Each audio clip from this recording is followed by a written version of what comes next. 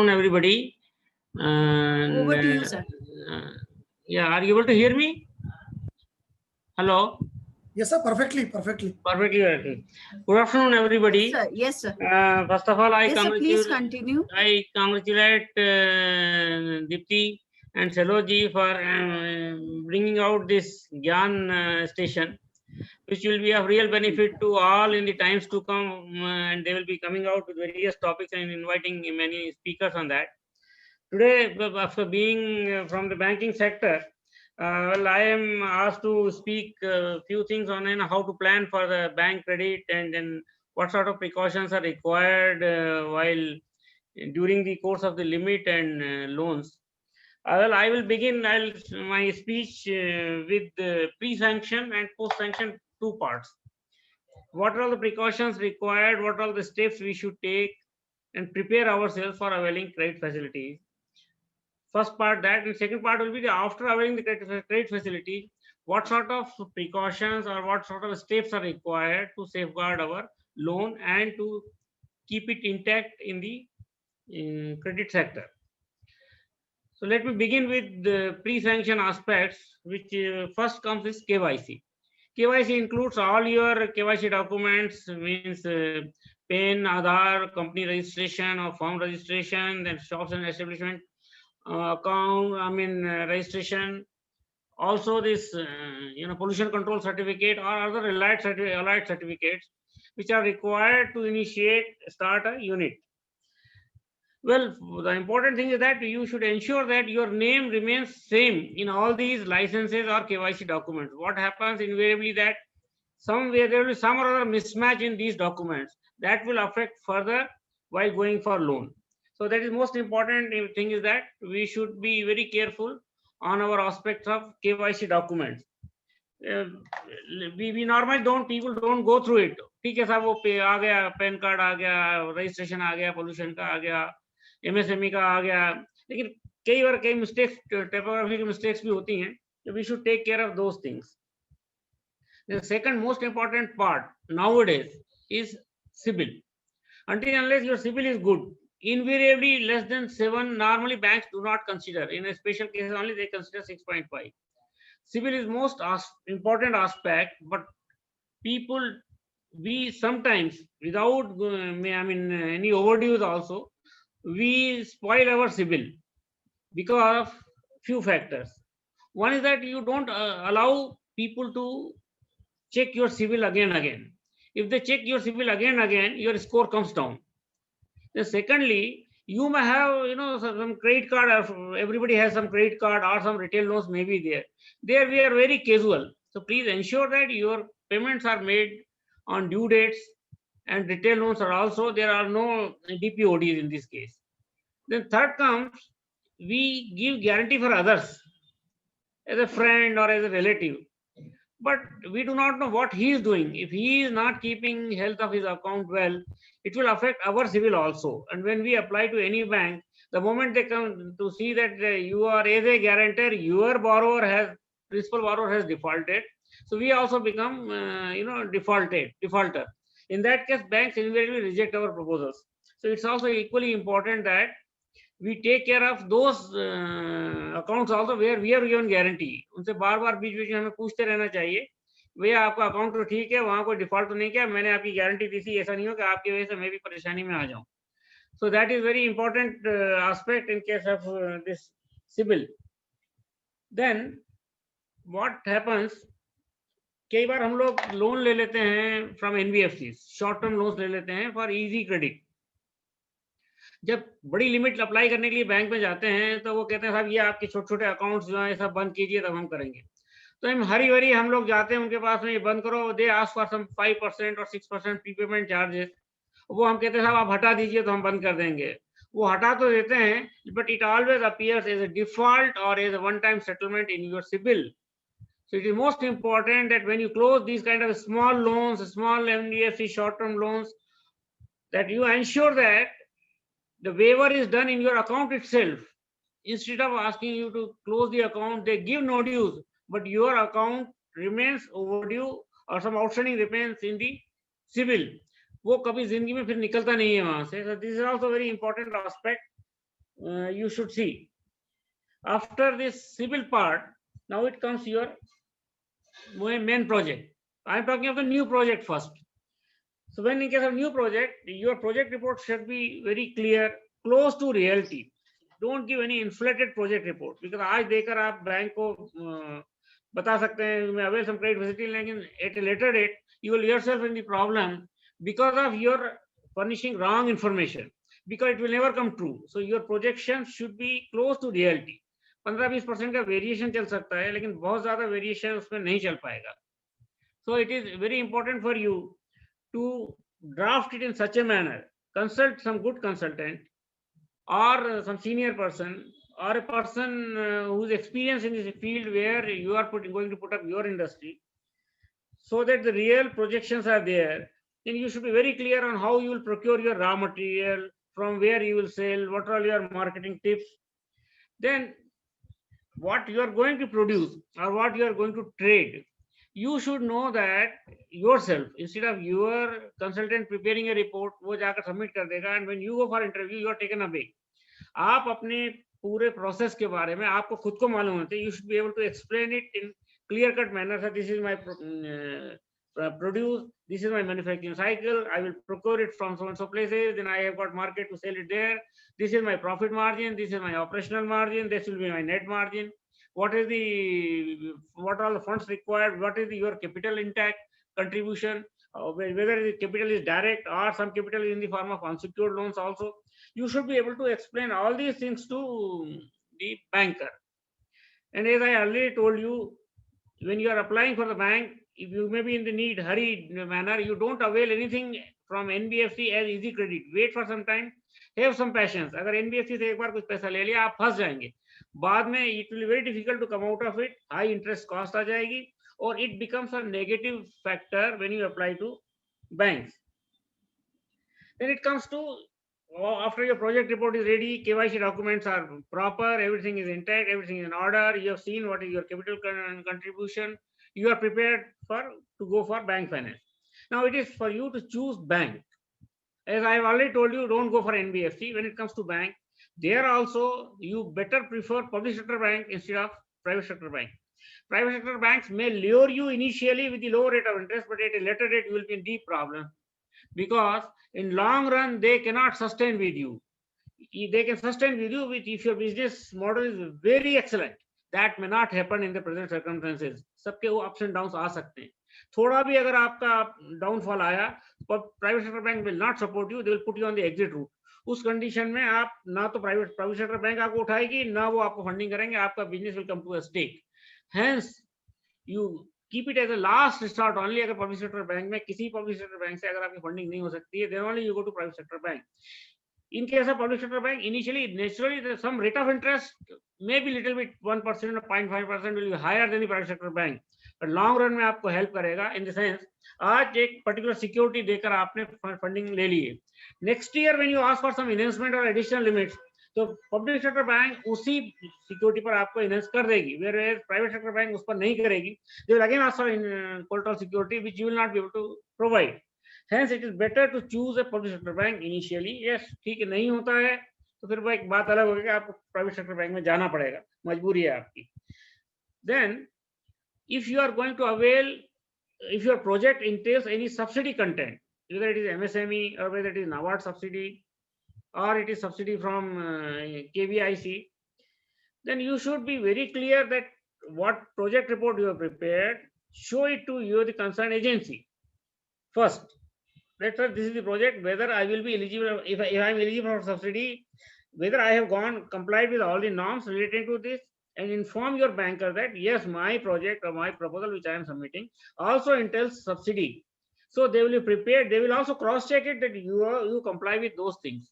That is very important aspect.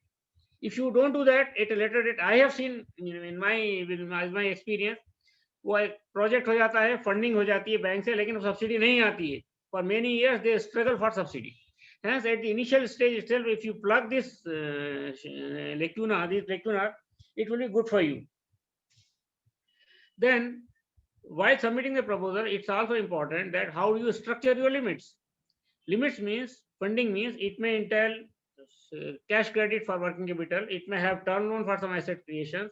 It may also have bank guarantee or letter of credit limits, because certain raw material you may procure by way of in the LC. So you ensure that you structure your funding limits in such a manner that everything is placed accordingly. कोशिश कीजिए कि आपको अगर पैसा working capital का पैसा I mean raw material letter of credit में मिल जाता है, because it is a cheap mode of credit delivery.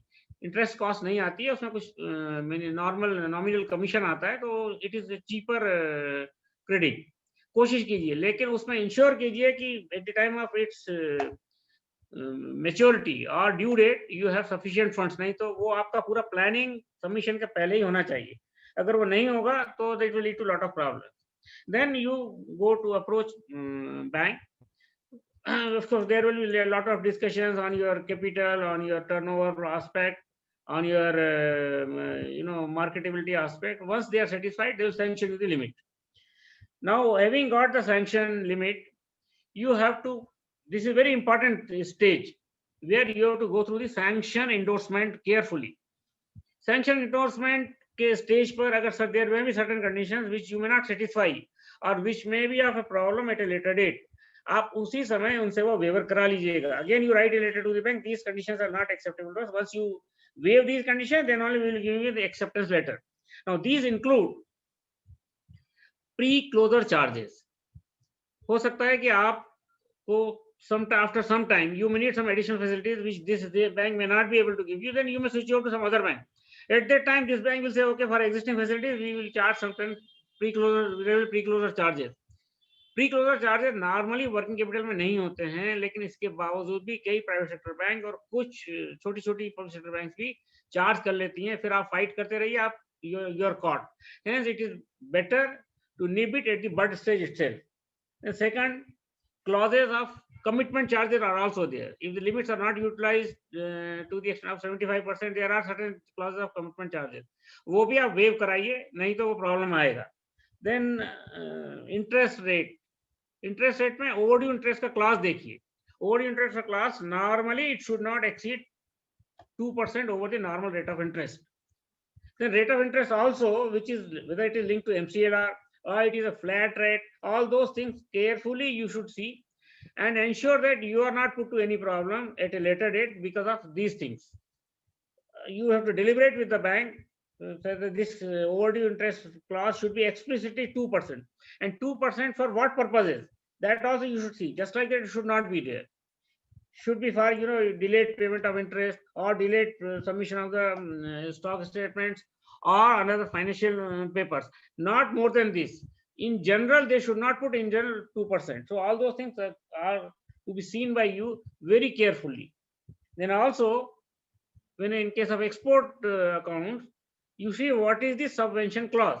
Whether subvention is upfront or subvention is backward. It comes afterwards. So those things explicitly should be clear in your sanction letter. It will also involve when it comes to mortgage. While mortgaging, you should see what all the papers you are submitting. For those papers, explicit acknowledgement should be there. For original, they should write original. For certified copies, they should write certified. You take that acknowledgement from the bank. बाद में इसमें बहुत सारी समस्याएं आती हैं जब आप वापस लेते हैं कुछ पेपर्स या देने की कोशिश करते हैं. Similarly, those who are furnishing guarantee, there will be one guarantor's statement or assets liability statement. Assets liability statement में भी कुछ वो undertakings आपसे ले लेते हैं. You should see that those undertakings are acceptable to you or not. Otherwise, ask them to remove those clauses. और फिर भी अगर कुछ ऐसे क्लॉजेस आ जाते हैं, कई बार ऐसा लगा देते हैं कि आप अपनी पर्सनल प्रॉपर्टी भी सेल नहीं कर सकते हैं, तो it is very very difficult. You should bargain with them. नहीं तो बाद में ये अकाउंट खराब होने के पहले ही आपको फंसा देते हैं. कई बार account we don't foresee that account will be bad, but in case it happens because the economic scenario is not known to us, so in that condition you should be very clear with these terms and conditions. So this is all about my pre-sanction and pre-disbursement aspect. Now I come to second stage, post-disbursement aspect. Now post-disbursement is most important thing is the compliance of sanction terms.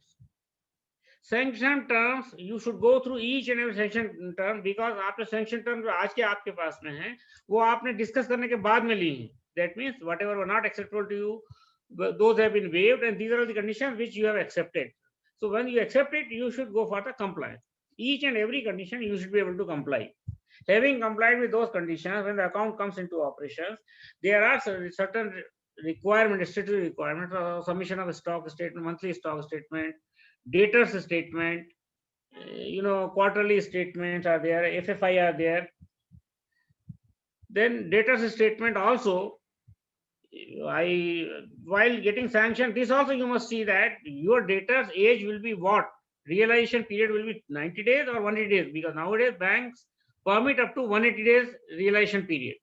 So at the initial stage itself, when you feel that your realizations will take time, it will not be realized, debtors will not be realized in 3 months, then you ask them to put debtors age as 180 days for arriving at DP.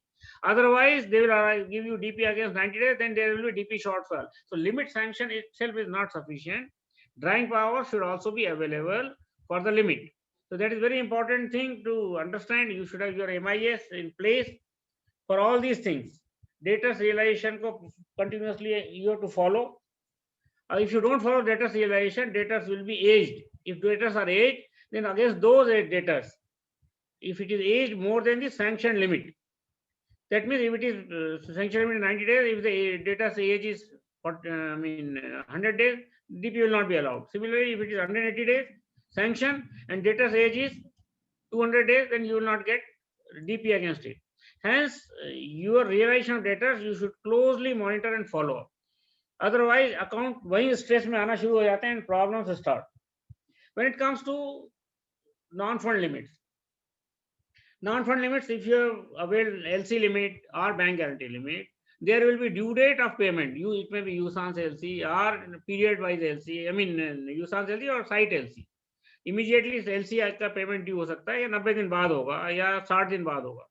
तो आप उसकी planning करके रखिए कि उतने funds आपके account में available होना चाहिए. Whether it is CC then CC में, नहीं तो करंट अकाउंट में आपको फंड्स अवेलेबल होना चाहिए to meet with this requirement.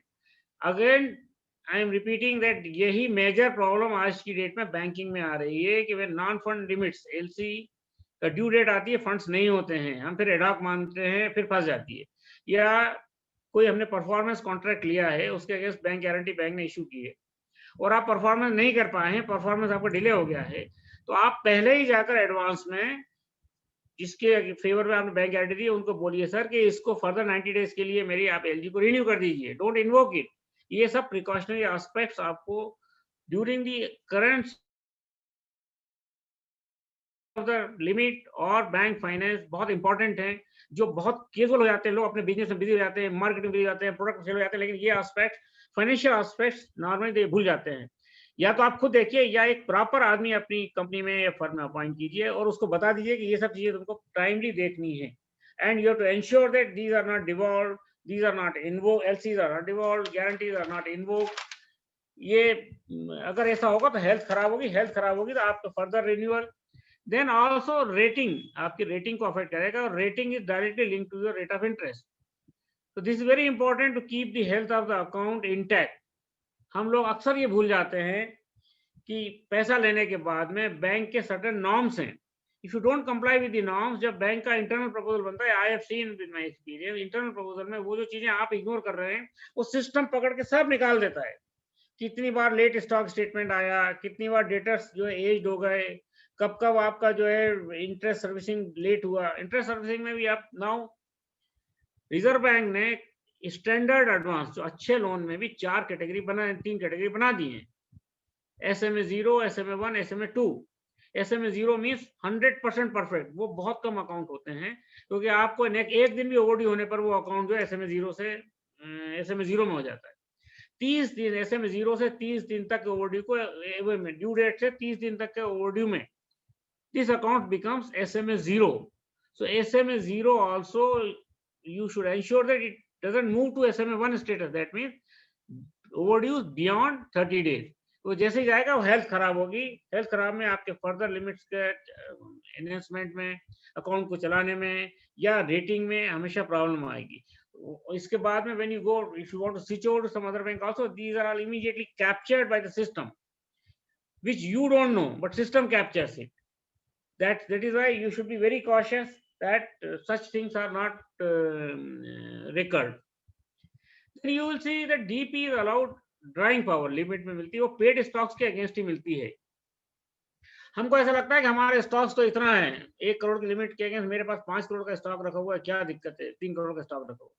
लेकिन आप ये भूल जाते हैं कि उसके अगेंस्ट उधारी का स्टॉक कितना है। Syndicators are also very high. Syndicators उतने हाई नहीं रहना चाहिए।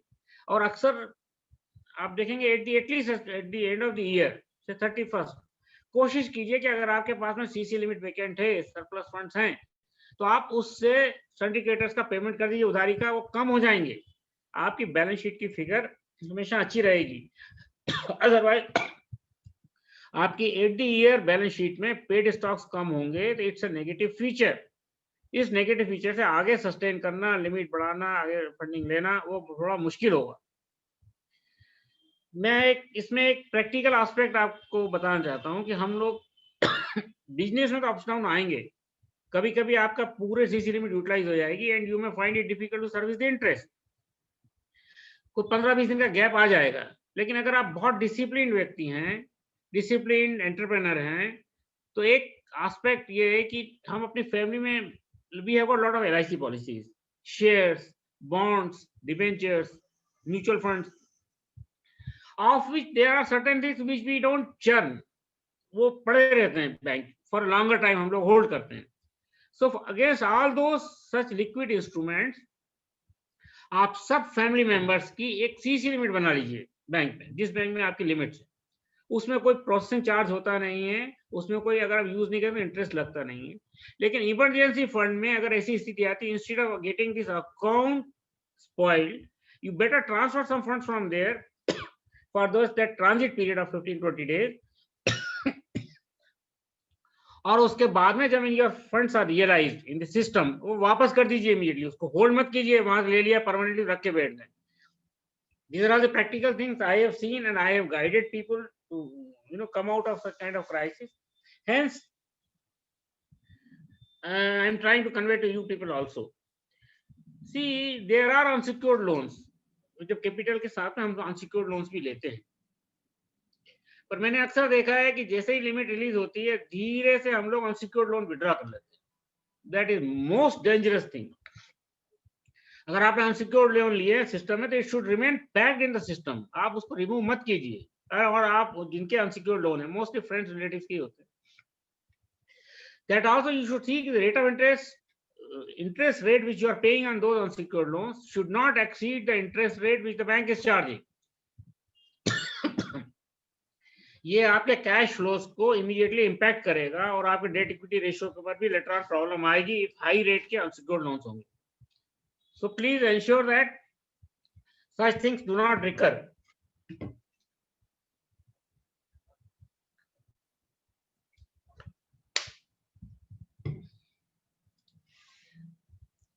One more thing, for any kind of asset creation, एक मिस्टेक करते हैं हम लोग, ये वर्किंग कैपिटल फंड्स को यूटिलाइज कर लेते हैं, जबकि banks are always open to give you fund for any asset creation. But what happen, and I have seen with my experience that अगर कोई बड़ा आपको मशीन लेना है या बड़ा एसेट क्रिएशन करना है, तब तो आप टर्म लोन लेते हैं। लेकिन छोटी छोटी रिक्वायरमेंट्स हैं, ऑफिस रिनोवेशंस हैं, एयर कंडीशनिंग है, ऑफिस एडमिनिस्ट्रेशन में, उसके लिए हम टर्म लोन के पास नहीं जाते हैं और हम अपने वर्किंग कैपिटल फंड्स को यूज कर लेते हैं। वहीं पर डिप्लीशन ऑफ डीपी चालू हो जाता है, which we don't realize, unknowingly we are caught in that circle. So please ensure that for any kind of asset creation, working capital funds are not utilized. Working capital एक precious चीज है जो केवल operation cycle के लिए ही use होनी चाहिए, business cycle के लिए ही, उसका कोई दूसरा यूज नहीं होना चाहिए। अगर आप उसको यूज करेंगे तो definitely you are going to be caught in various problems. Hence, these are all operational aspects which you must see that during the operation you take care of those things. You must have a person behind it, और आप खुद देख रहे हैं, बहुत अच्छी बात है। नहीं तो एक रेगुलर आदमी रखिए जो इन चीजों को एंश्योर करे और आपको बताता रहे टाइमली कि सर ये प्रॉब्लम आ रही है, how to mitigate this problem. ये सब के बावजूद भी एक थर्ड स्टेज भी है, स्ट्रेस्ड स्टेज। अकाउंट स्ट्रेस में आ सकता है, ऐसा हो सकता है। योर ड्राइंग पावर में नॉट बी अवेलेबल, आपने जो पैसा दिया है, अमाउंट सेल किया है, उसका रियलाइजेशन नहीं आया, डेटर्स में एक्सीड 180 डेज, डेटर्स में एक्सीड 1 ईयर, रियलाइजेशन नहीं आए, तो ऑब्वियसली आपको drawing power will not be available. At this stage, what you should do, you request the bank in advance, एक लेटर डेट अगर वो खराब हो गया तो फिर बैंक नहीं मानेगी कि सर मेरे डेटर्स एज बढ़ गई है, उसके अगेंस्ट आप ड्राइंग पावर नहीं दे रहे हैं, जिसकी वजह से मैं वर्किंग कैपिटल ठीक से यूटिलाइज नहीं कर पा रहा हूँ। तो आप मुझे जो एज डेटर्स हैं, इसके अगेंस्ट एक वर्किंग कैपिटल टर्म लोन दे दीजिए, not in the form of restructuring. I repeat, अगर आप रीस्ट्रक्चरिंग कराएंगे तो अकाउंट एनपीए हो जाएगा। लेकिन आप बैंक को जाकर बोलिए कि मेरे ये जो करंट एसेट्स हैं, ये ड्राइंग पावर आपके सैंक्शन लिमिट में नहीं आते हैं, and don't request to increase that as जो बैंक नहीं करेगी। लेकिन आप बोलिए कि मुझे इसके अगेंस्ट एक छोटा सा वर्किंग कैपिटल दे दीजिए, मैं धीरे धीरे मेरे कैश फ्लो से पे करूंगा। One aspect. सेकंड एस्पेक्ट, अगर आपको लगता है कि वो भी पॉसिबल नहीं है, तो आप बैंक को बोलिए कि हमारी लिमिट को एक छोटा सा रिपेमेंट डालकर रिड्यूसिंग रिपेमेंट डाल दी, लेकिन ताकि अकाउंट खराब ना हो, ताकि अकाउंट एनपीए ना हो। These are all very important things, आपको पहले ही एडवांस में देख लेना है। अगर if you don't see in advance, बाद में संभालना मुश्किल होगा। रीस्ट्रक्चरिंग में गया, ठीक है, एमएसएमई की restructuring under scheme at present, restructuring में अकाउंट एनपीए नहीं होता है एमएसएमई का 25 करोड़ तक, लेकिन उससे ऊपर है तो वो एनपीए हो जाएगा।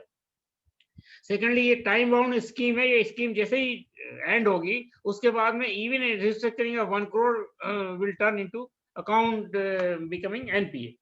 Hence you should see that these things are very important. फिर एक टिप है, I don't know it is a authentic way of doing it, but I feel we can do that. किसी स्टेज पर आपका बहुत liquidity stress अगर आ जाता है, या ऐसा लगता है कि this particular year you may turn into loss or your profits may come down heavily, और आपके अगर 10-12 साल का एक्सपीरियंस है, वो चल चुका है आपका यूनिट, तो there will be lot of non-core assets available to you. At that time, this is the right time to sell those non-core assets, which will result into, which yield some profit to you. That profit will help you coming out of stress, keeping the profitability trend intact. क्योंकि positive trend जब तक business में रहेगा, आपको funding मिलती रहेगी, आपका business grow करता रहेगा। The moment it trend reverse हुआ कि सबकी आईज भी रिवर्स होना शुरू हो जाती है। Hence, this is also important that your profits are plowed back in the system. You don't withdraw those profits. हम लोग अपनी पर्सनल नीड्स के लिए हम प्रॉफिट्स काफी विड्रॉ कर लेते हैं ड्राइंग्स के फॉर्म में। That is not advisable. जो आप जितना एक पैटर्न डिसाइड किया है आपने in the form of dividend और in the form of salary, try to manage within that. Don't put strain on your company or firm by withdrawing funds. That will naturally lead to a lot of problems. These are all few things which I wanted to convey to you. And again, I repeat, try to keep health of your account in good manner. उसको bad हो गया तो बाद में इससे आज के economic scenario में it is very difficult to come out of it. Please try to keep this thing in good manner, healthy manner, account running, so that banks will also have faith in you. If you want to switch over, other banks will also be happy to take your account. Thank you very much. Thank you, sir, for this excellent tips and tricks in a very layman or simple language. में आपने बिल्कुल easy methodology you have told कि how we can directly contact and how we can deal with all the situations. Thank you very much. I request all the participants to be ready with their post your questions, which we can take with our speakers in the end of the session. So please keep posting your questions. Now we have very eminent speaker and an expert in MSME, Shri Dinesh Jain ji. He is the Secretary of CIRC of ICAI, and he is a fellow member of ICAI with 18 years post-qualification experience as a practicing chartered accountant, having wide exposure in finance and auditing related fields. Presently, he is the Secretary of CIRC of ICAI. He is Vice President of MSME Chapter of Commerce Rajasthan Chapter. He is also executive member of RTCA. He was the chairman of Jaipur branch of ICAI for the year 2016-17. He was served as Sikasa chairman of Jaipur branch of ICAI in the year 2017-18. He was also chairman of Young Member Empowered Committee of Jaipur branch of ICAI in the year 2018-19. He is the trustee of Shri Agrawal Samaj Chaurasia Pravasi Trust. He is vice president of Sadhu Seva Tirth Bada Padmapura. He is secretary of Rajasthan Jain Yuva Mahasabha. He is also associated with various social organizations. So here is a very social and eminent personality with us, with a huge social backup and impact. So today he is covering the topic restructuring and MSME and retail funding after stimulus package. Also covering the interest on interest, the latest government clause which has come now, that will also be updated to for all our audience. Over to you, sir. Thank you very much, Deepti Madam. Respected CA Rajesh Selot ji, ex-chairman CIRC and President JCF Malwa, Shri Vinod Mehta ji, ex-DGM IOB Deepti Jain ji, founder Gyan Station, and all respected viewers. हालांकि आज हम 24 अक्टूबर को बैठे हुए हैं और इस scheme की लास्ट डेट 31 अक्टूबर है, लेकिन जिस तरह सारी डेट्स बढ़ रही है, आज आपको 2 अनाउंसमेंट मिल चुके होंगे। टैक्स ऑडिट की जो लास्ट डेट है वो जो 31 अक्टूबर थी वो बढ़ के 31 दिसंबर हो गई है। जीएसटी ऑडिट की लास्ट डेट जो 31 अक्टूबर थी वो बढ़ के 31 अक्टूबर हो गई, 31 दिसंबर हो गई है। इसके अलावा जो ITR फाइलिंग की लास्ट डेट जो 30 नवंबर थी वो बढ़ के 31 जनवरी हो गई है। उम्मीद है, क्योंकि ये 3 लाख करोड़ का टोटल पैकेज था और 3 लाख करोड़ के पैकेज में अब तक जो सैंक्शन अमाउंट है वो 2 लाख करोड़ के आसपास अमाउंट सैंक्शन हुआ इस स्कीम के अंदर। उम्मीद है गवर्नमेंट इस डेट को भी शायद एक्सटेंड करेगी, लेकिन ये अल्टीमेटली गवर्नमेंट के ऊपर ही वो एक्सटेंड करती है नहीं करती है। लेकिन नो डाउट इस स्कीम से MSME को बहुत फायदा हुआ है। नंबर 1, नंबर 2, मार्केट में लिक्विडिटी बहुत आई है इससे। और जो शुरू के 2 महीने बिल्कुल लॉक्ड थे लॉकडाउन के अंदर, वो उसके बाद धीरे धीरे ओपन होने लगे। हालांकि कोविड की पोजीशन अभी भी अच्छी नहीं है, लेकिन अब लोग शायद उसको डर से बाहर निकल गए और लोग अब बिंदास होकर काम कर रहे हैं। समराइज वे में आपको मैं इस स्कीम को लेऊंगा एक बार। बेसिकली इसका नाम GECL है, guaranteed emergency credit line scheme. कुछ लोग इसको बोल रहे हैं कि ये स्कीम कोलेटरल फ्री स्कीम है। Not at all. यदि आपने पहले से कोई ऑलरेडी कोलेटरल लोन के लिए दी हुई है तो उस पर्टिकुलर कोलेटरल के ऊपर इस नया लोन का जो EM है, जो इक्विटेबल मॉर्गेज है, वो एक्सटेंड होगा। हाँ, एडिशनल कोलेटरल आपसे बैंक नहीं मांगेगा। पुराना जितना भी आपने अगर कोई प्रॉपर्टी दी हुई है उसके ऊपर EM एक्सटेंड होगा। एडिशनल कोलेटरल आपके बैंक नहीं मांगेगा। इवन यदि आपने पुराना जो लोन लिया हुआ है वो CGTMSE या मुद्रा लोन लिया हो जिसमें प्रॉपर्टी की रिक्वायरमेंट नहीं होती है, तो भी बैंक आपसे इस लोन के लिए कोई भी एडिशनल कोलेटरल आपसे बैंक डिमांड आपसे नहीं करेगा। इस पर्टिकुलर स्कीम को लेने के लिए 4 चीजें इंपॉर्टेंट है, 5वीं कोई चीज इसमें है ही नहीं। इसमें जो इंपॉर्टेंट डेट है वो है 29 फरवरी 2020। नंबर 1, आपका अकाउंट 29 फरवरी 2020 को या तो होना चाहिए स्टैंडर्ड, या होना चाहिए SMA 0, या हो सकता है वो SMA 1। आपका अकाउंट SMA 2 या NPA नहीं होना चाहिए। SMA का मतलब होता है स्पेशल मेंशन अकाउंट। SMA 0 का मतलब होता है कि आपका अकाउंट 30 दिन तक ओवरड्यू है। SMA 1 का मतलब हो गया आपका अकाउंट 60 दिन तक ओवरड्यू है। 2 का मतलब है 60 दिन से ऊपर, और 3 मतलब NPA हो गया, मतलब 90 दिन से आपका ऊपर ओवरड्यू है। यानी कि 60 दिन तक का यदि आपका अकाउंट ओवरड्यू है तो आपको इस स्कीम का बेनिफिट मिलेगा। 60 दिन से अगर ऊपर ओवरड्यू तो इस स्कीम का बेनिफिट नहीं मिलेगा। ये पहली कंडीशन। दूसरी कंडीशन है आपका जो टोटल आउटस्टैंडिंग है, पहले इसकी लिमिट 25 करोड़ थी, फिर ये बढ़ के लिमिट हो गई है 50 करोड़ रुपए। 29 फरवरी को आपका टोटल आउटस्टैंडिंग 50 करोड़ से ऊपर नहीं होना चाहिए। सारे बैंक, सारे फाइनेंशियल इंस्टीट्यूशन, सारी NBFC से मिला के। यहाँ पर एक चीज इंपॉर्टेंट है, यहाँ पर कहा गया आउटस्टैंडिंग न कि सैंक्शन। सैंक्शन कितना भी हो सकता है आपका, आउटस्टैंडिंग आपका 50 करोड़ से ऊपर का नहीं होना चाहिए। और जो करंट ईयर खत्म हुआ है, जो फाइनेंशियल ईयर 1920 था, 1920 का आपका टर्नओवर, पहले इसकी लिमिट 100 करोड़ थी, लेकिन बाद में चूंकि एमएसएमई की डेफिनेशन चेंज हो गई, इसलिए इसकी लिमिट को 250 करोड़ रुपए कर दिया। आपका टोटल टर्नओवर 250 करोड़ से ऊपर नहीं होना चाहिए फॉर द फाइनेंशियल ईयर 1920।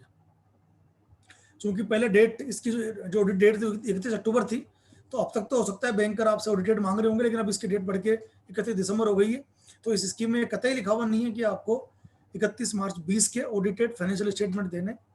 यदि आप अनऑडिटेड देंगे तो भी वो चलेंगे। हाँ, टर्नओवर को वेरीफाई करने के उनके पास बहुत सारे टूल है, जिसमें 2 इंपॉर्टेंट टूल है, एक आपकी जीएसटी रिटर्न्स और एक आपका बैंक स्टेटमेंट। बैंक स्टेटमेंट से वो लोग टर्नओवर को आराम से क्रॉस वेरीफाई कर लेते हैं, और साथ ही साथ जो आपकी जीएसटी रिटर्न है वहां से भी आपका टर्नओवर वेरीफाई हो जाएगा। जहां पर कोई माइन्यूट डिफरेंस आ रहा है, आप बोल रहे हैं कि आपका टर्नओवर 249.5 करोड़ का, तो हो सकता है वहां पर वो आपसे सीए सर्टिफाइड कुछ मांग ले, अदरवाइज वो सीए सर्टिफाइड प्रोविजंस नहीं मांग रहे कंपलसरी। तो पहली कंडीशन हो गई 29 फरवरी 2020, आपका अकाउंट एसएमए 2 या एनपीए नहीं होना चाहिए, यानी कि वो स्टैंडर्ड या एसएमए 0 या एसएमए 1 हो सकता है। दूसरी कंडीशन, आपका टोटल आउटस्टैंडिंग 50 करोड़ से ऊपर का नहीं होना चाहिए, आपका टर्नओवर 250 करोड़ से ऊपर का नहीं होना चाहिए। तीसरा, जो इसमें लोन मिलेगा वो मिलेगा आपको आपकी 29 फरवरी के आउटस्टैंडिंग का 20%।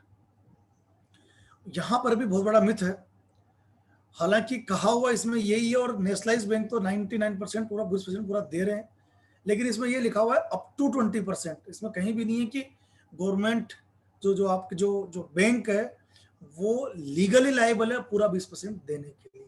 हालांकि नेशनलाइज बैंक 20% पूरा दे रहे हैं, लेकिन प्राइवेट बैंक, कुछ बैंक दे रहे हैं और कुछ बैंक नहीं दे रहे, वो आपके अकाउंट के कंडक्ट को देखते हुए दे रहे हैं। हालांकि इस पूरी स्कीम में कहीं भी लिखा हुआ नहीं है कि आपका अकाउंट का कंडक्ट अच्छा होना चाहिए या नहीं होना चाहिए, कंडीशन केवल यही है 29 फरवरी 20 को आपका अकाउंट एसएमए 2 या एनपीए नहीं होना चाहिए। अब इसमें इंपॉर्टेंट आपको बता ही चुका हूं मैं कि इसमें कोई भी आपको एडिशनल कोलेटरल रिक्वायर्ड नहीं है।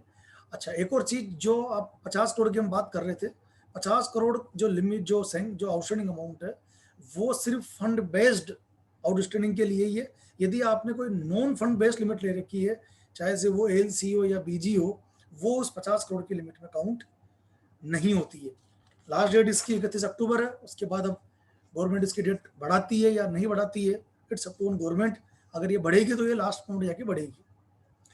इसमें एक और खास बात है, इस स्कीम में बीच में एक नए अमेंडमेंट आए थे, उस अमेंडमेंट में 2 चीजें बहुत इंपॉर्टेंट करी इन्होंने।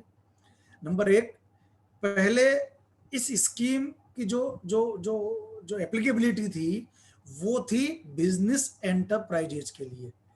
क्लियर कट मेंशन था, बिजनेस एंटरप्राइजेज था, उसमें कहीं भी कंपल्सरी नहीं था कि आप एमएसएमई में रजिस्टर्ड हो या आपके पास उद्योग आधार हो। इसको और एक्सटेंड करके गवर्नमेंट ने फर्दर एक्सटेंड करके सिंपल ये कर दिया कि आपने जो लोन लिया हुआ है it must be for business purpose. यानी कि अगर आपने टैक्सी कार का भी लोन लिया हुआ है जो प्योरली बिजनेस पर्पज के लिए है, तो भी आप इसकी स्कीम के अंदर आ गए। यदि आपने बीइंग अ चार्टर्ड अकाउंटेंट या बीइंग अ प्रोफेशनल कोई लोन लिया हुआ है for the purpose of business, तो भी आप इस स्कीम के अंदर आ गए। किसी भी लोन, जो लोन आपने लिया हुआ है बिजनेस पर्पज के लिए, वो एलिजिबल है इस 20% की ईसीएल के लिए। इसमें प्रोप्राइटरशिप फर्म भी कवर्ड है, पार्टनरशिप भी कवर्ड है, एलएलपी भी कवर्ड है, कंपनीज भी कवर्ड है, लेकिन सोसाइटी यहाँ पर कवर्ड नहीं है। यदि आपका लोन सोसाइटी के अंदर है तो वो इसमें कवर्ड नहीं हो रहा है।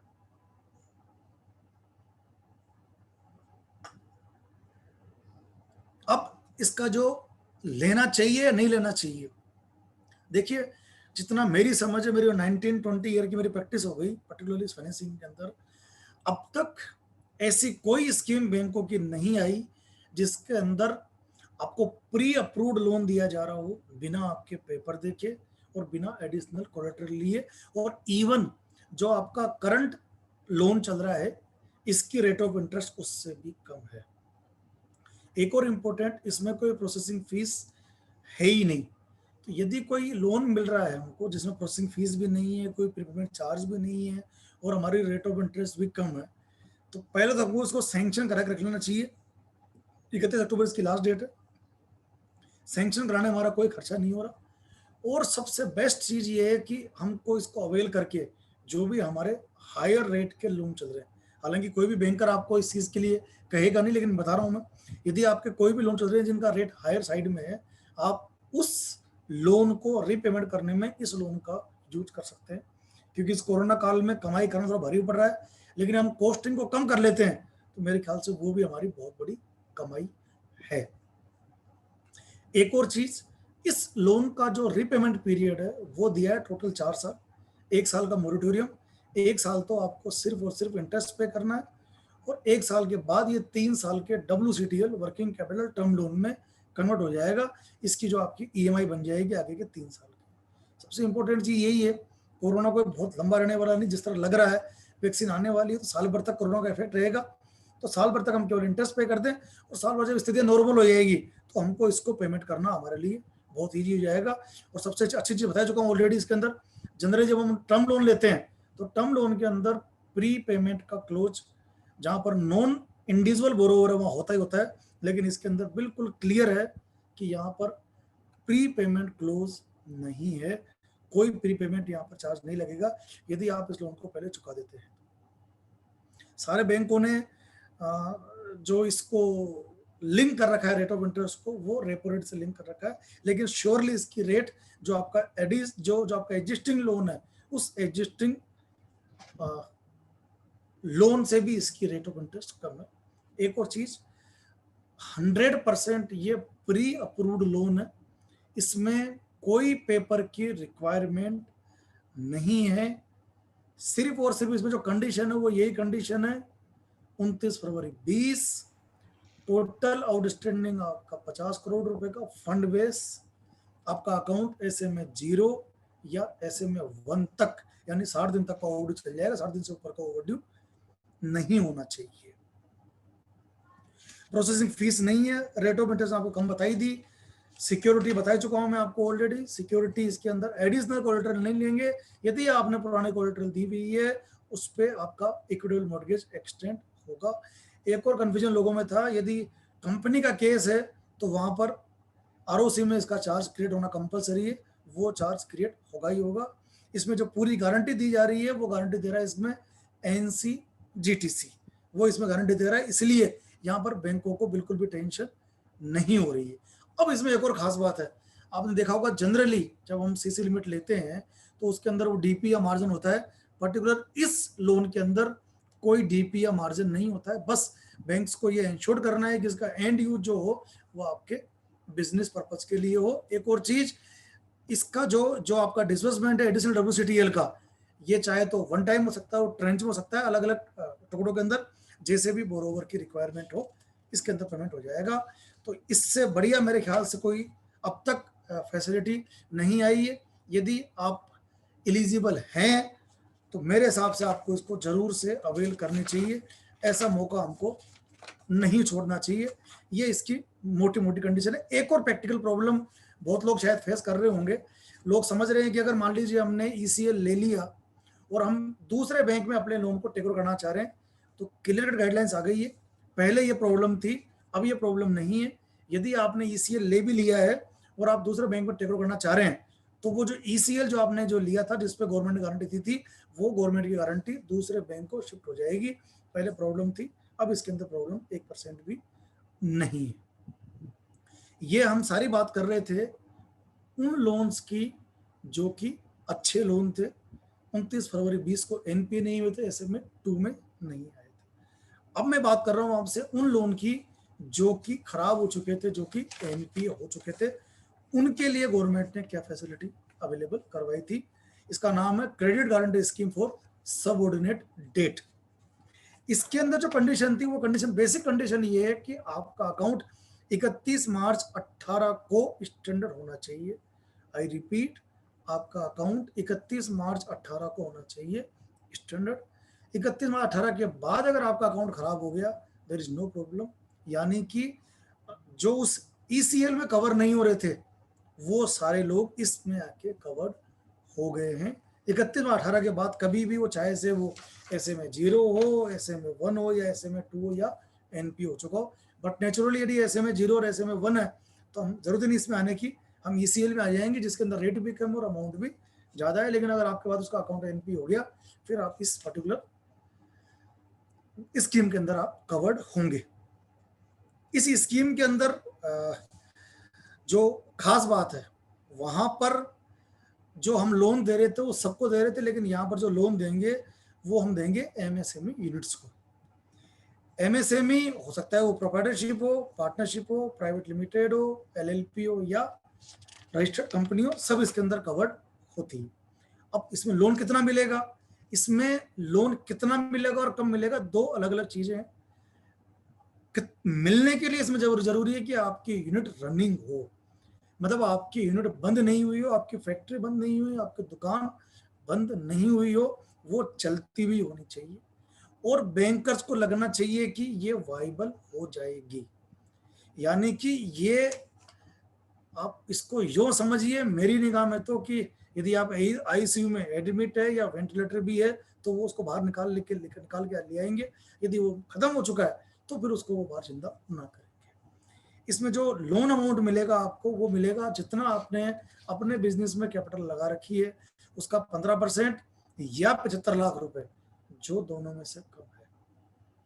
आई रिपीट, जो आपको लोन अमाउंट मिलेगा वो 15% जितनी आपने कैपिटल लगा रखी है, जितने आपका स्टेक है उसका 15% या 75 लाख रुपए, जो दोनों में से कम हो। मेरी निगाह में आजाद हिंदुस्तान में ये भी पहली स्कीम है जिसके अंदर किसी एनपीए अकाउंट को फंडिंग दी जा रही है और इसका टेन्योर भी बहुत टेन्योर दिया इन्होंने, 10 साल का टेन्योर दिया है इन्होंने। तो 10 साल का टेन्योर मेरे ख्याल से किसी भी यूनिट के लिए बहुत अच्छा खासा टेन्योर होता है।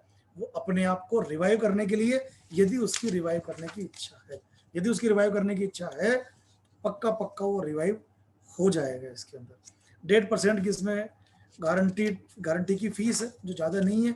इसमें रेट ऑफ इंटरेस्ट के अंदर यहाँ पर इन्होंने कोई कंडीशन नहीं दी है, हालांकि जो अपने ईसीएल स्कीम है उस ईसीएल स्कीम के कंपैरिजन में यहाँ पर रेट ऑफ इंटरेस्ट ज्यादा है। एक और बात आपको बता दूं मैं, ईसीएल स्कीम के अंदर वहां पर गवर्नमेंट ने रेस्ट्रिक्शन लगा रखा है, यदि बैंक है तो मैक्सिमम रेट ऑफ इंटरेस्ट 9.25% की, और यदि एनबीएफसी है तो maximum interest rate of interest 14% की। हालांकि जो 9.25 की जो रेस्ट्रिक्शन लगाई उन्होंने, बैंकर्स की रेट 7.5 से लेके 8.5 के बीच में रेंज कर रही है, और जो एनबीएफसीज हैं उनकी रेट 12% के आसपास जनरली वो लोग दे रहे हैं। एक और चीज, बहुत सारे एनबीएफसी मना कर देते थे तो हम एलिजिबल नहीं है। जब आप जाएंगे एनसीजीटी की साइट के ऊपर, वहां पर लिस्ट लगी हुई है कि कौन कौन से एमएलआईज इसमें एलिजिबल है, जो इंस्टीट्यूशंस इसके लिए एलिजिबल उनकी लिस्ट लगी हुई है। तो दे कांट रिफ्यूज कि साहब हम तो एलिजिबल नहीं है, लिस्ट में अगर उनका नाम है तो उनको देना पड़ेगा। लेकिन अगर आपने सिर्फ हाउसिंग लोन लिया हुआ है तो हाउसिंग लोन स्कीम नहीं आता, क्योंकि वो बिजनेस पर्पज के लिए नहीं होता, हाउसिंग लोन हाउस कंस्ट्रक्शन के लिए होता है, इसलिए उस स्कीम के अंदर नहीं आए। अब एक स्कीम रिजर्व बैंक ने और दी थी अगस्त 6 2020 को, वो है रिस्ट्रक्चरिंग के लिए। रिस्ट्रक्चरिंग के लिए दो कंडीशन बड़ी बड़ी आई है। नंबर 1, आपका जो अकाउंट है it must be standard asset on 1 March 2020। 1 मार्च को आपका अकाउंट स्टैंडर्ड होना चाहिए। अब यहाँ पर खास बात यह है कि उन्होंने सिर्फ वर्ड यूज में लिया है स्टैंडर्ड असेट, इन्होंने यहाँ पर कहीं पर भी ऐसे में 0, 1 या 2 का रेफरेंस नहीं दिया है। इनका कहना मतलब ये कि आपका अकाउंट एनपीए नहीं होना चाहिए, तो चाहे वो ऐसे में 0 हो, चाहे ऐसे में होना, ऐसे में 2 हो, होता तो वो भी स्टैंडर्ड है। जब तक अकाउंट आपका एनपीए नहीं हो रहा है तब तक आपका अकाउंट वो स्टैंडर्ड ही होता है। सेकेंडली, आपकी जो टोटल आउटस्टैंडिंग है वो 25 करोड़ से ऊपर नहीं होनी चाहिए। आई रिपीट, आपका अकाउंट 1 मार्च 20 को स्टैंडर्ड होना चाहिए और आपकी टोटल आउटस्टैंडिंग 25 करोड़ से ऊपर नहीं होनी चाहिए। यदि आप ये दोनों कंडीशन फुलफिल करते हैं तो सर्टेनली उस बैंक को या उस एनबीएफसी को आपके अकाउंट को रिस्ट्रक्चर करना पड़ेगा, उनके पास ऑप्शन नहीं है।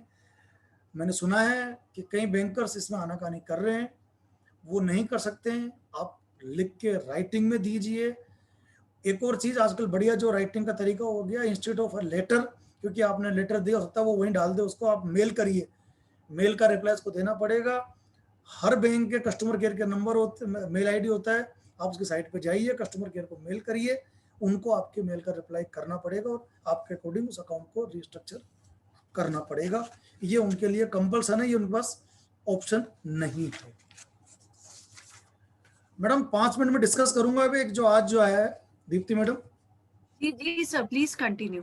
ये Yes, sir. इम्पोर्टेंट जो चीज थी हमने, लेटेस्ट अमेंडमेंट है sir, it's very important, please continue. that is, मैं भी इसके लिए बहुत एक्साइटेड हूँ, क्योंकि बहुत टाइम से बात चल रही थी कि इंटरेस्ट ऑन इंटरेस्ट के लिए सुप्रीम कोर्ट में मैटर गया हुआ था। हालांकि बहुत लोगों ने तो We have Dr. Rajkumar Adukia ji also with us from Mumbai. Welcome sir, welcome. जो आज बहुत बड़ी उम्मीद लेके आया है, और अब तो उम्मीद क्या, तो खैर नोटिफिकेशन ही जारी हो चुका है गवर्नमेंट की तरफ से। Thank you sir. Hello Dinesh ji, yes sir. इतना बढ़िया सेशन है, इतना बढ़िया सेशन है और इतनी ज्यादा जानकारी है, मैं आप सभी लोगों को धन्यवाद देना चाहूंगा। ये जानकारी गूगल में और सारे नोटिफिकेशन देखने के बाद में भी नहीं मिलती है, तो बहुत बहुत धन्यवाद। Thank you very much sir for your appreciation. हाँ sir, we need your blessings for this platform. It's the inaugural session of mine. So it's a pleasure that you joined us from ये Mumbai. Platform eternity तक रहेगा और मैं भी इसमें जुड़ जाऊंगा इसको आगे बढ़ाने में। Yes, sir. Okay, sir. Thank you, sir. Sir. Now we discuss this scheme of waiver of interest on interest. अब तक लोगों को बहुत कंफ्यूजन थे, वो सारे कंफ्यूजन, सारे डाउट्स बिल्कुल क्लियर हो चुके हैं।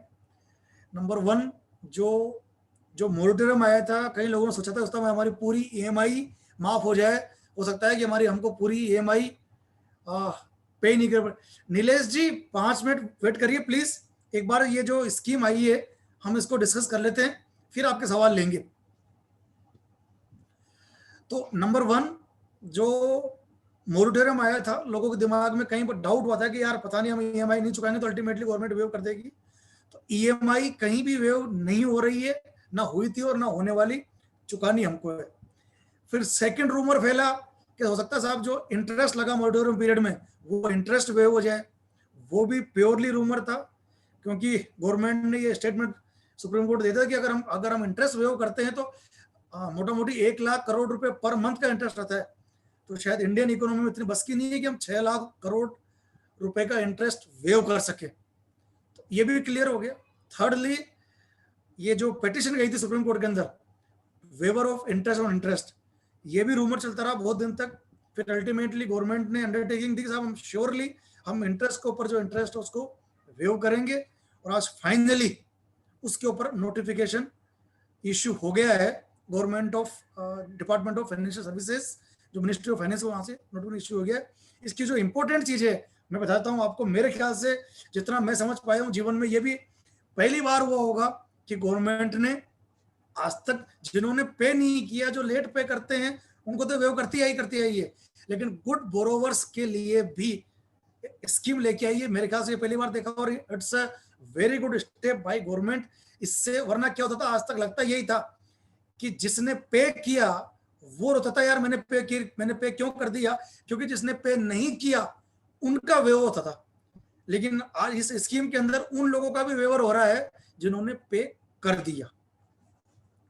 ये जो स्कीम आई है इसका नाम इन्होंने दिया है x gratia payment of difference between compound interest and simple interest for 6 month.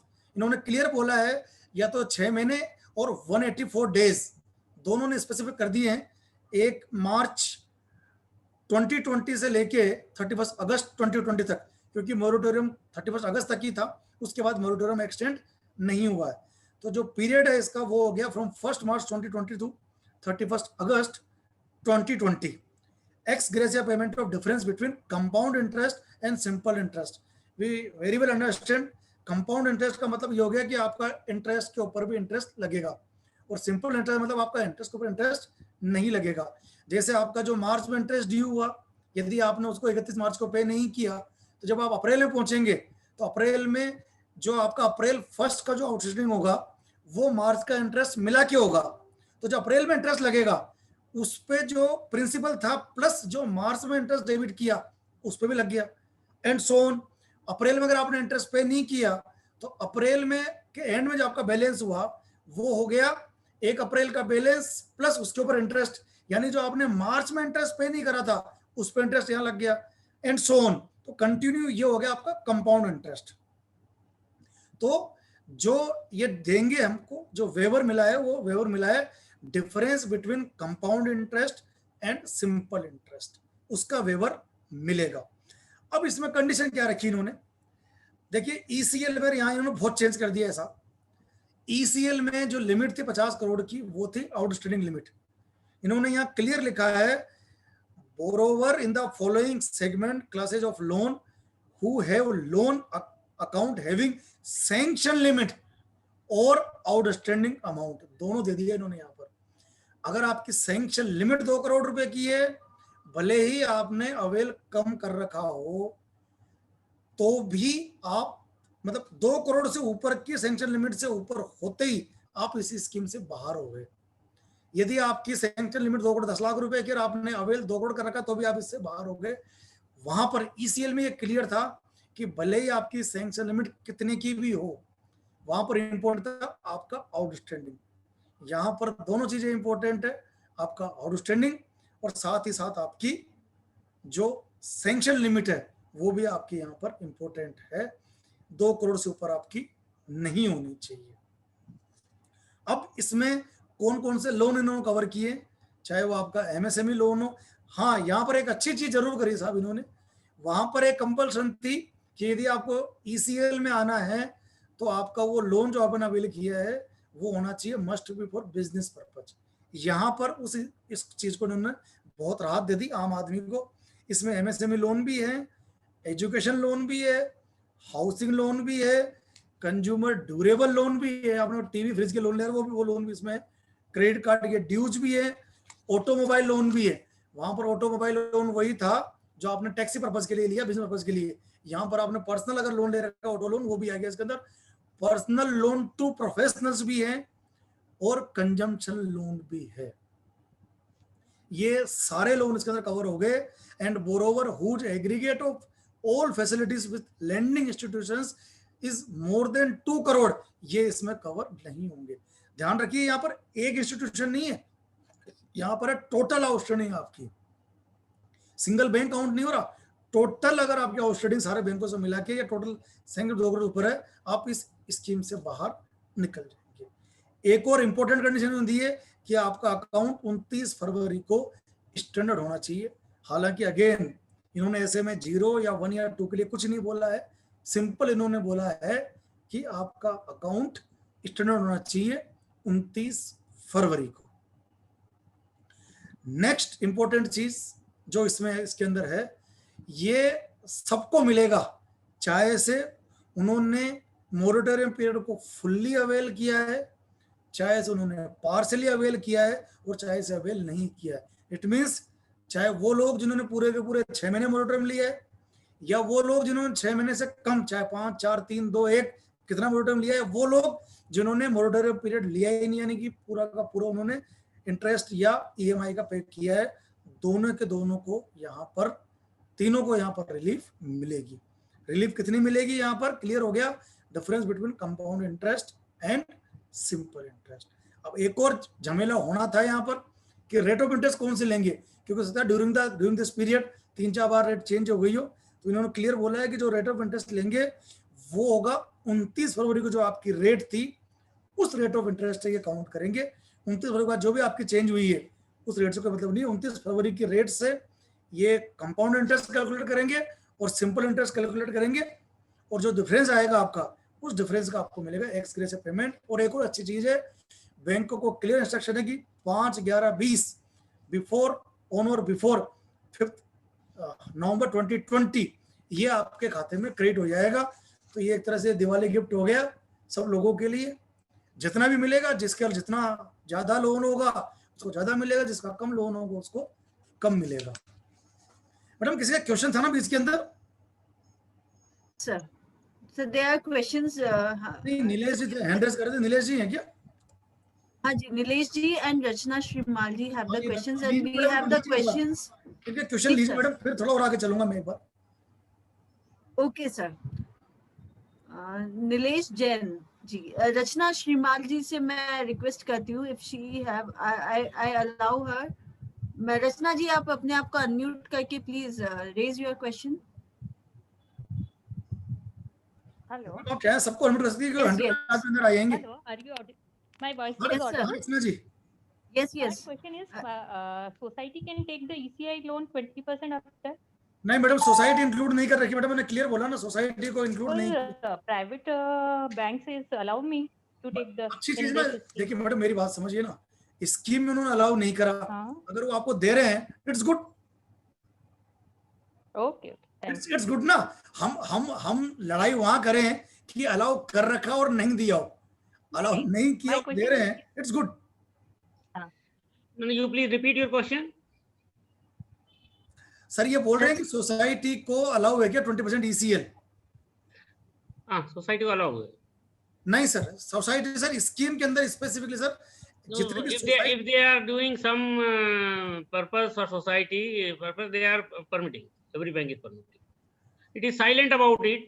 Silent. The circular is silent about it, Circular but is- invariably all the banks have given for it. Sir private bank और NBFC नहीं दे रहे हैं sir. Private NBFC तो normal में नहीं दे रहे हैं, उनसे कब तक लड़ते रहेंगे? सर इसलिए नहीं दे रहे हैं सर। नहीं सर, ऐसा नहीं है सर। Private banks दे रहे हैं. ऐसा नहीं है sir. private banks invariably they are creating hell of a problems. I know at least 20-30 cases are with me which I have taken up with Ministry of Finance. तब जाकर हुआ है, वो प्राइवेट बैंक्स और NBFC बहुत problem create कर रहे हैं। Okay. मैडम नवीन संचेती जी, दीदी madam Naveen Sancheti ji. Naveen Sancheti ji, okay. Naveen ji please. Yes sir, आवाज आ रही है मेरी? यस सर, जी यस जी बिल्कुल आवाज आ रही है आपकी। सर अभी ये जो आपने आज वाली जो स्कीम बताई थी इंटरेस्ट ऑन इंटरेस्ट पे, जो 1 फरवरी से जो परसेंटेज होगा रेट ऑफ इंटरेस्ट होगी, उसमें से आप कंपाउंडिंग निकालेंगे और उसमें से सिंपल इंटरेस्ट निकालेंगे, डिफरेंस आपको क्रेडिट होगा। तो क्रेडिट उन्हीं क्लाइंट्स को, अगर मैं NBFC से लाता हूँ सपोज, तो मेरे उन्हीं क्लाइंट्स को रिफंड जाएगा जिन्होंने जितने मंथ्स का पेमेंट किया होगा, या जिन्होंने नहीं किया उनको? नहीं सर, ये तो बताया सर, ये पहली बार मैं सर आपको बोला ना, आजाद हिंदुस्तान में पहली बार हुआ है कि जिन्होंने पेमेंट नहीं किया उनको रिलीफ मिलता है, जिन्होंने कर दिया उनको रिलीफ मिलेगा सर, तीनों को, चाहे उन्होंने फुल अवेल्ड किया हो या पार्शियली अवेल्ड किया हो या अवेल्ड नहीं किया हो, तीनों को मिलेगा सर। तो सर अगर जो बैंकिंग खुद चला रहा है या जो NBFC खुद चला रहा है उनके लिए एक पॉइंट हो गया, ये तो थोड़ा मतलब नेगेटिव साइड हो गया उनके लिए। तो सर आपको थोड़ी मिल रहा है सर, ये तो सर गवर्नमेंट दे रही है सर आपको सर, आप क्लेम करो ना बिल्कुल। SBI गवर्नमेंट दे रही है आगे? अरे सर आप कहाँ देंगे सर, गवर्नमेंट एक फंड मोटा मोटी सर इसकी 6,500 करोड़ की कॉस्ट आ रही है, 100% तो पेमेंट दे रही है सर। ASBI में सर अलग से विंग क्रिएट हो गई है इसके लिए सर। ओके ठीक है सर। मैं भी आपको सर वहां क्लेम करना है सर, और एक सर ग्रेवरेंस रिडर्सल सेल भी इसमें हो गई सर, क्रिएट हो गई सर, सब कुछ अच्छा पूरा गवर्नमेंट कर चुकी है सर। और आपको एक और चीज सर, आपको देना है इसको 5 नवंबर तक, और 15-12 से पहले आपको मिल जाएगा वापस, इस पर डेट फिक्स हो गई मैडम वापस शायद। Dinesh ji, Virendra sir, Kedia sir. हाँ राधे राधे। Radhe Radhe sir, please. मैं यू अर्ज कर रहा था, एक तो NBFC में रेलीगेयर मना कर रहा है ये 20% देने के लिए। सर देखिए वहां पर मेरी बात सुनिए सर, जो इसकी कंडीशंस थी, वो कंडीशंस बिजनेस पर्पस के लिए आपने लोन लिया हुआ है, नंबर 1। 29 फरवरी सर इसमें इंपॉर्टेंट, वो क्या बोलता है कि यस सर प्लीज। वो क्या बोल रहा है दिनेश जी कि मेरी इंस्टीट्यूट एग्जेम्प्टेड है, रेलीगेयर एग्जेम्प्टेड है में मेरे को एग्जेम्प्ट कर रखा है सर। मुझे सर वो चेक करना पड़ेगा सर, जो एलिजिबल MLIs हैं उस लिस्ट में रेलीगेयर, विनोद सर आप चेक करेंगे कि एक बार? नहीं, let me intervene. Actually, not only Religare, there are many other NBFCs also, like HDB Financial. Similarly, in some cases, the Shriram also, they are not at all entertaining such requests. In such a case, you send a letter, email, by way of email, please understand, to the company that I am eligible. This is my outstanding as on 29 February. My account was SMA 0 or SMA 1. Hence, I am eligible for this much of 20%. And mark a copy to the trust itself. Please mark a copy to इसको trust. Mark करें sir? ये जो trust है, CGT SMAC trust है, जो इनको पूरा पैसा देगा, guarantee. NCGT sir, NCGT।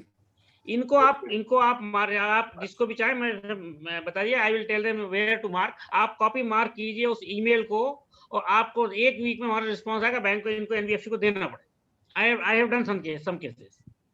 Some clients have approached me and I have done it. तो राइटिंग में हमको दिया है कि they are not eligible. Writing में जो दिया है उसी को फॉरवर्ड कर देना आप, उसको उसके ऊपर लिख देना फॉरवर्ड करते हुए, वी फॉरवर्ड इज ट्रेल में दिस द पोजीशन। आप लिखकर भेजिए, immediately you will get the response. You have to create a record, and if need be, you mark a copy to Ministry of Finance also. Government का आज भी 2 लाख करोड़ से ज्यादा नहीं हुआ है। गवर्नमेंट तो बहुत परेशान है कि 3 लाख करोड़ नहीं हो रहा है। There are lot of problems. Hence आपको सबको इसको मार्क करना है, राइटिंग में क्रिएट करना है, एस्केलेट करना है। कोई भी एग्जेम्प्टेड नहीं है institute, I can tell you. नहीं सर, सर वो लिस्ट दे रखी है सर, एमएलएस की लिस्ट दी हुई है सर। जो इंस्टीट्यूट एग्जेम्प्टेड नहीं है। Financial institute is not exempted from granting GECL. Everybody has to give GECL. Bank and FI all have to give. दूसरा, ये जो 2 करोड़ रुपए आप बोल रहे हो, ये ग्रुप का है या इंडिविजुअल कंपनी का है? सर नहीं, ग्रुप नहीं सर, यहाँ ग्रुप तो आज वाली जो स्कीम है वो 2 करोड़ रुपया पर्टिकुलर कंपनी को बिलोंग करेगी या ग्रुप को बिलोंग करेगी? जैसे 25 करोड़ रुपया है। वीरेंद्र सर, ग्रुप तो कोई होता ही नहीं है सर। मान लीजिए वीरेंद्र केडिया नाम है, सपोज कीजिए आप, तो वीरेंद्र केडिया नाम जितने भी लोन है वो सारे कवर होंगे सर इसके अंदर। ऐसा नहीं है कि केडिया ग्रुप या केडिया फैमिली कवर होगी। अच्छा, ठीक। वीरेंद्र केडिया नाम से आपके, मान लीजिए कोई आपकी प्राइवेट लिमिटेड है, XYZ प्राइवेट लिमिटेड, तो XYZ प्राइवेट लिमिटेड हम जितने लोन है वो इसमें कवर होंगे सर। वो अलग हो गई, उसकी आइडेंटिटी अलग होगी, मेरे इंडिविजुअल लोन की आइडेंटिटी अलग। श्योर सर, श्योर, डाउट ही नहीं सर, कोई डाउट ही नहीं sir. Thank you. The question got very well answered by both our panelist speakers, experts. Sir, should we continue with sessions, or there are a number of questions raised with Mehta ji and with you? आप दोनों से question लीजिए ना, question लीजिए ना। Questions ले ले। जी। Sir, there is one question which is raised as, what is the criteria for restructuring loan with bank or NBFC under COVID-19 restructuring guidelines up to 2 crore? Madam already ले चुका हूँ ना question ये। इसमें जो restructuring guidelines है, 2 condition थी कि 1 मार्च 2020 को वो आपका अकाउंट होना चाहिए स्टैंडर्ड, और सेकेंडली आपकी टोटल आउटस्टैंडिंग आपकी 25 करोड़ से ऊपर नहीं होनी चाहिए टोटल बैंकिंग चैनल से। उसमें बैंक भी आ गया, उसमें NBFC भी आ गई, उसमें लैंडिंग इंस्टीट्यूशंस भी आ गए। अगर ये दोनों कंडीशन फुलफिल हो रही है तो फिर आप रेस्ट्रिक्शन क्राइटेरिया के अंदर आ रहे हैं। Thank you sir. Vinod sir. Yes. Vinod sir. Vinod sir, मैं correct? This question was raised by CA Rajneesh Jain ji. Okay, the next point is, okay sir, that was one of our participants comment. That was really enlightening session and was very easy to understand. Just have a small question ki if someone has credit card overdues of 1 lakh rupees and minimum amount to be paid is rupees 20,000 and the person pays only minimum amount, will this CIBIL score be impacted? No. If the minimum score is minimum required amount is paid, then it will not be impacted. Okay, sir. Not at all. Not at all. Okay, great. Thank you, sir. The next question is, I think for Dinesh ji, Atul Kapoor ji is asking, for ECL, are CC limits or short-term debentures 3 months from NBFCs also included in the total of rupees 50 crores limit? Should I repeat the question? Yes. Okay. Yes. Okay, yes, it will be covered. Known funds limit are not included. Every fund-based limit is included in this. Okay, sir. The next question is, in case you take ECL and then after that apply for restructuring of the loan as per MSME circular of January 2020, then can this ECL amount be added to the overall loan? Naturally Okay. जब restructure हो, लेकिन इसके अंदर मेरे ख्याल से guarantee में चला गया ये. Yes Vinod sir. So no, in case of restructuring, this will be standalone loan. It will continue as it is. It will not be restructured. It will continue as it is as per the government GCL norm. Because it is guaranteed by the government. It will be liquidated as per the normal 4 years tenure. Automatically, it will not be part of restructuring. Madam Yogesh single ji का hand raise हो रहा है, इनको लीजिए अंदर. हाँ जी sir, मैं Yogesh single जी. जी जी बिल्कुल. एक minute sir, please unmute yourself. Yogesh single ji, please unmute yourself.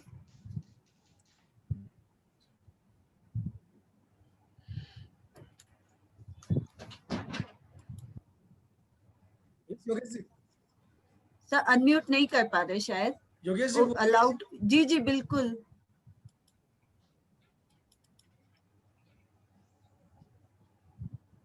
Yogesh Singhal ji, can you please unmute yourself? Sir, by the time we take the another question, sir, आपसे request है कि आप question answer में अपना question post कर दीजिए, तो I'll take in that.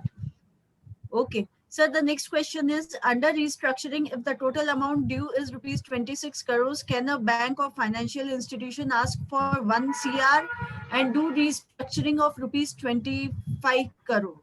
Is it possible?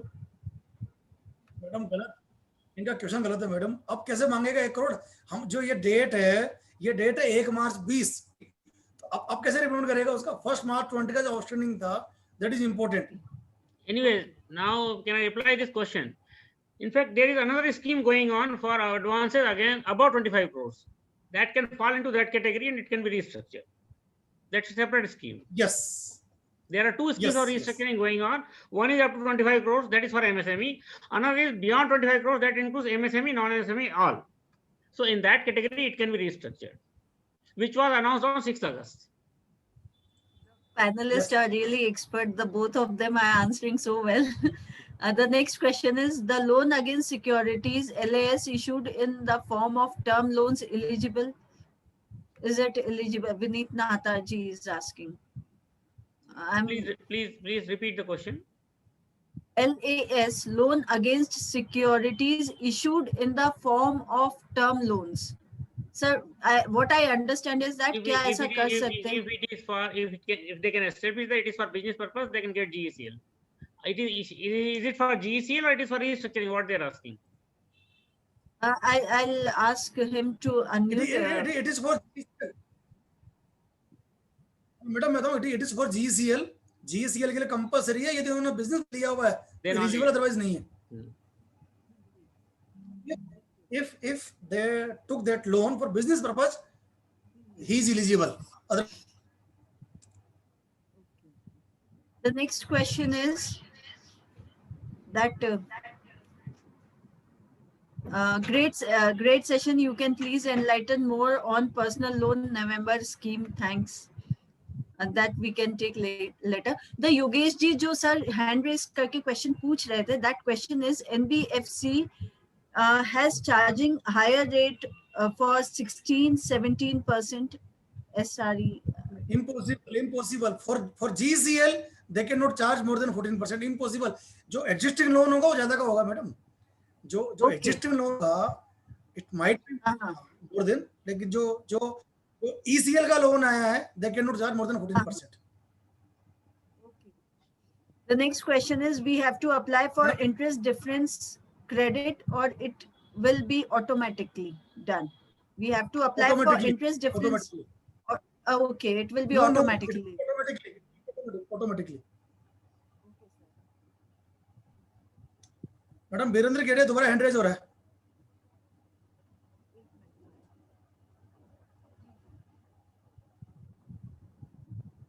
Radhe Radhe. मैं वापस तकलीफ दे रहा था जी कि ये जो आपने 20% लोन लिए एक्स्ट्रा, ओरिजिनल लोन को बंद करवाते हैं तो इसको भी साथ में बंद करवाना पड़ेगा, इसको 4 साल तक चला सकते हो आप? सर प्रॉपर्टी फ्री नहीं होगी, आपकी पुरानी जो प्रॉपर्टी दे रखी है आपने, अच्छा, प्रॉपर्टी फ्री नहीं होगी, प्रॉपर्टी फ्री नहीं होगी सर। हाँ, thank you. Another, it's a very nice session. Really knowledgeable, sir. Participants are really, we have a satisfied participants here in this group. So, sir, here there's no more questions, sir, now. Okay. So, shall we wind up? we timely concluded it. Yes, We timely 5:30. concluded it. Yes, yes. So, धन्यवाद। और yes, I request सबको- Rajesh Selot ji to unmute himself.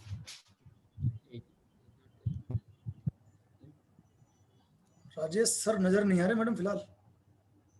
आवाज आई थी ma'am sir उनकी? नहीं, अभी वो वीरेंद्र जी की आवाज थी।